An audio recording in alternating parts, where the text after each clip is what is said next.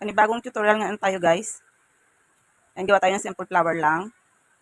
Kumuha lang ako ng isang fussy wire. Tapos gumawa ako ng petals. Bali sinukat ko lang siya sa kamay ko. Bali pinasigsag ko nga lang siya ng ganito. Ganyan, para makabuo tayo ng 6 na petals ng bulaklak. Ayan, at okay na siya guys. Tapos pinaikot ko siya ng ganito. Ayan, para maging petal siya. Pinaikot ko nga lahat yung 6 na petals na ginawa ko para mabuo siya na bulaklak. Ayan, at okay na siya guys. Ganyan yung itsura niya.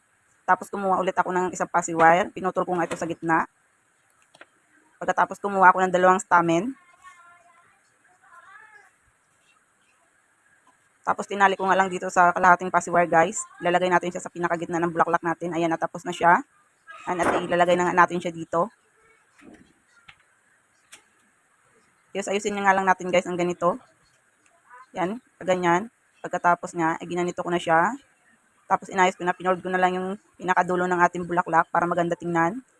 Ayusin lang natin siya. Ayan, at okay na siya guys. Bali 11 pieces nga ang ginawa ko nito.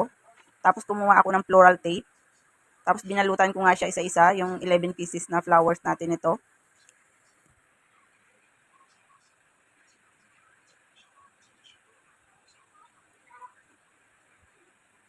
Ayan, at okay na nga siya guys. Natapos ko na lahat balutan ng floral tape. Ayan. Sunod naman kumuha ako ng floral wire. Tapos nilagay ko na nga dito ang mga bulaklak natin guys. Binalutan ko na siya, binalot ko na.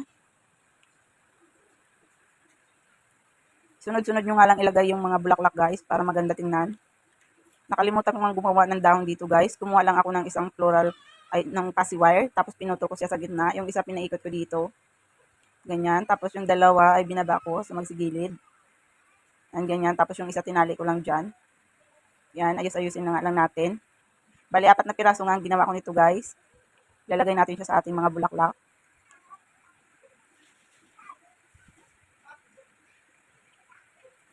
Tapos nilagay ko na nga yung dahon natin. Tuloy-tuloy nyo lang guys, nailagay yung mga bulaklak ninyo at dahon hanggang sa matapos ninyo. Higpitan nyo nga din yung paglagay ninyo ng inyong floral tape para maganda tingnan. Ganyan lang guys, sunod-sunod nyo lang.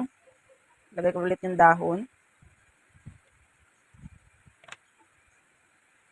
Lagay ko ulit yung bulaklak natin hanggang matapos natin ilagay lahat ng bulaklak at saka yung dahon.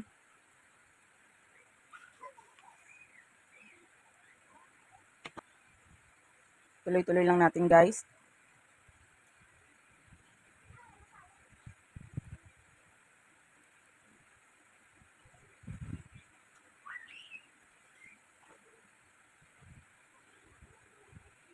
Ito na yung pinakahuli nating flowers guys.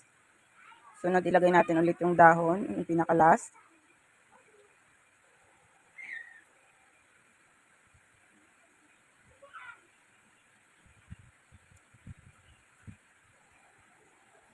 Ito na nga yung last na dahon natin.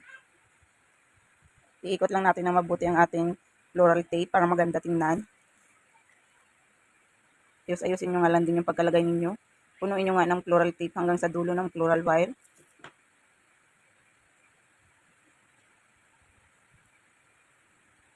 Yan, at tapos na nga siya guys. Putulin lang natin yung floral tape.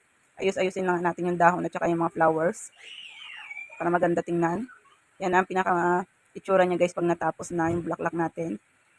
Bali, pinold ko nga lang yung pinakadulo nito guys kasi gagawin ko itong pang display. Bali, 3 piraso nga nito ang ginawa kong mga bulaklak guys. Yan siya guys, yan ang itsura niya.